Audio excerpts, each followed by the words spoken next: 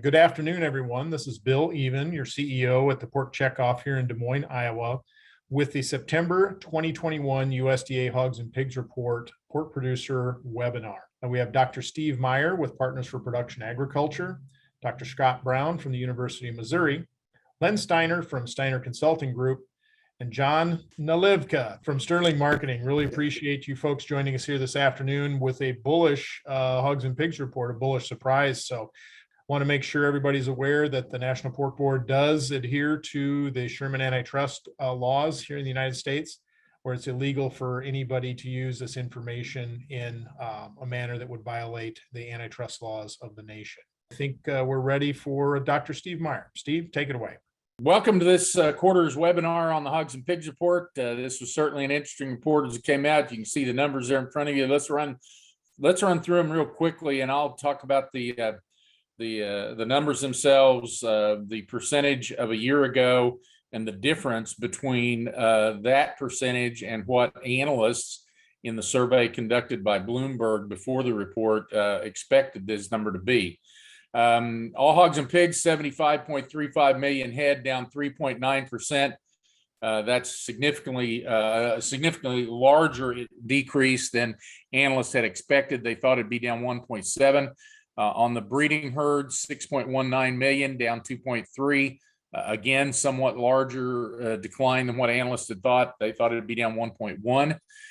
The market herd down at 69.162 million head, down 4.1%, significantly more, again, than analysts had expected it, down 1.8. The weight categories generally fall into the under 120 and the over 120s as far as percentages of a year ago.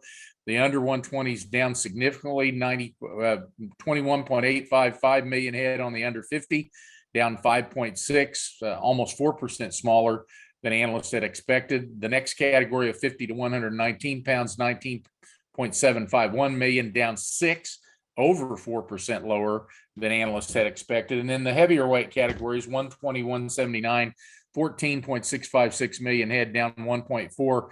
Analysts had thought they would be down 1.9. So not in this case, a little bit larger numbers than analysts had expected. And the same is true of 180 and over, 12.899 million head, down 1.3. And analysts had expected that to be down about 2. On farrowings, June, August sows farrowed this immediate past quarter, 3.046 million head, down 6.6% from last year. And analysts had expected that to be down 3.7, which I thought was a pretty big number to start with, and it ended up a lot larger. The Sep-Nova intentions, 3 million head, down 4.2. Analysts had expected that only to be down 1.4. And then the DSFEB intentions at 2.962 million head, actually larger than a year ago, slightly by 1.4%. So that number a little larger than what analysts had expected. The June-August pig crop, 33.9 million, down sharply from a year ago, 6%. Analysts had thought that number would be down 2.6%. And then the June-August pig saved per litter, on the growth trend again, 11.13. That's 0.6% larger, a little bit bigger than analysts had expected. But I would point out that 0.6% is still significantly slower than we were back pre-coronavirus times when this litter size was growing more than that. If you put this visually onto a chart, the black marks on here are the average of the pre-report estimates. The gray bars are the range of the pre-report estimates, and the orange are the actual numbers, the actual percentages of a year ago. And you can see that very few of those were above or to the top of that range of those pre-report estimates, and a lot of them were to the left, especially the market inventories and the lightweight pig inventories. And those farrowing intentions are pretty low relative to that breeding herd that we see up there. Before we go to the analysts, I'm going to comment just a moment here about some significant revisions in this report. USDA went back, and we knew, or I felt very strongly that they were going to have to make a significant revision to the DSFEB pig crop because of how short slaughter had been relative to our expectations this summer. And in fact, they did. They took 1.292 million pigs out of that DSFEB pig crop estimate, dropped it down to 31.978 million. That is a huge reduction, 3.9% revision to the DSFED pig crop. That translated to a big reduction in the June 1 inventories that was in the last report. They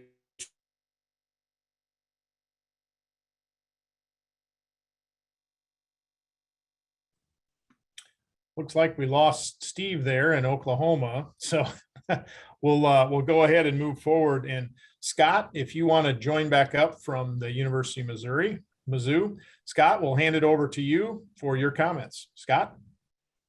Thanks very much, Bill. Yeah, so number one, I need to get my bullish hat on today, given what we seem to have gotten out of this report. I want to spend just a little bit of time here this afternoon looking at the breeding inventory numbers a little bit closer. That 6.19 million head that we got for September, I think came in below a lot of folks' expectations. When you look at it relative to June, we're actually down relative to the June numbers that we had. So normally we're going to talk about a September number that traditionally is up 0.5% relative to where we were in June. And in fact, we're out the other side, down 0.5%. So certainly some good news there in terms of breeding inventories. It is a little bit of a mixed bag when you start looking state by state. Iowa down 80,000 head, North Carolina down 60,000 head, Missouri down 50, Ohio down 30. You can get on the other side and have an Illinois up 80,000 head. So it's not the same everywhere we go around the U.S. Most of those, I think, are predictable in terms of where we're seeing declines in growth, but not a common everybody down in terms of the overall breeding inventory for September 1. I guess the number for me that got my attention was the June through August farrowings at 93.4 of a year ago. That certainly sets us up, I think, for a more positive 2022 as we look ahead. I think Steve correctly identified. You look at the Feb 2022 farrowing intentions, tells me folks are certainly looking ahead in 2022 with some increases in farrowing numbers. I guess as I kind of think about that breeding side, I remind us higher feed costs, perhaps issues even with labor, as well as then costs for many materials being much higher may have kept us from growing the breeding herd as much as we would have thought. We'll have to wait and see where markets react here next week, but certainly looks like to me we're going to see some pretty positives as we look ahead. And I guess my last comment on pigs per litter, that 11.13 that we got out of the report today, certainly does put it back on the long-term trend. It's interesting when you go back and look at that trend now that perhaps the jump that we saw as we went through 2019 sticks out as much as the flatness that we saw for several quarters after that. But 11.13 certainly puts us back on the long-term trend that we've seen in terms of pigs per litter. With that, I think I get to turn it over to Lynn next. Okay, thank you very much, Scott. Appreciate the introduction. I'm going to talk about a couple of things. One of them is that Scott has said that he expects a positive response, and we talked among us before this session started, and I think we all kind of agree that you should expect December, February, and April hog futures limit up on Monday morning. It's probably going to be a one-click deal because of this report. A lot of things influence these markets, but one of the things I think you want to take into consideration is that in 2021, we'll export the largest tonnage of pork in history, and as a percentage of our production at 26.28%. That'll be the largest percentage of the pork production in the United States that goes offshore. And so that, 30 years ago, this report was really important because it told us what the supply was, and all we had to do is figure out what the American public was going to do for consumption. Now we've got to figure out what the world's going to do. And before today, we all made the assumption with China's hog prices coming down and their herd being rebuilt after the African swine fever problem, that you were probably going to give the American public, even with a little less production, more pork to consume in 2022. We're still reworking the numbers, but at this point in time, we think we've flipped that. We are now going to give the American public less pork in 2022 than they consumed in 2021. And as you all know, when you give somebody less, quite often that has bullish implications, and we think that that's going to be the case this year. COVID it's had a big effect on, especially on plants. If the packer is increasing his costs of doing business, and the consumer pays a certain price, quite often the farmer ends up getting a little less, and that isn't always true, but that happens. California continues to be an issue. African swine fever in the Dominican Republic has certainly got everybody's attention for a minute here, and so we're in agreement that this report's pretty bullish, and with Steve's comments earlier about how much they've made big revisions. And with that, I'll turn the rest of this over to John, who can correct all the rest of our comments here. Go ahead, John. Thank you, Lynn. Appreciate it. I won't correct any of your comments. You guys were all thinking the same way here today for sure. And I want to kind of move up the next step on with regard to where this leads in terms of margins. I think that it's been a good year for producers for sure. But having said that, I think that we have to definitely talk about as well as it's been a good margin year, but certainly it's been a challenge with regard to these feed costs, and feed costs are, I don't know if the word significantly, that's probably not enough of a, an adjective for that, because they've certainly been beyond significantly higher. So I think as we go into next year, I would say in light of the producer margins being, very, very attractive as we came into the summer, from the late spring into summer, the processing margins went negative.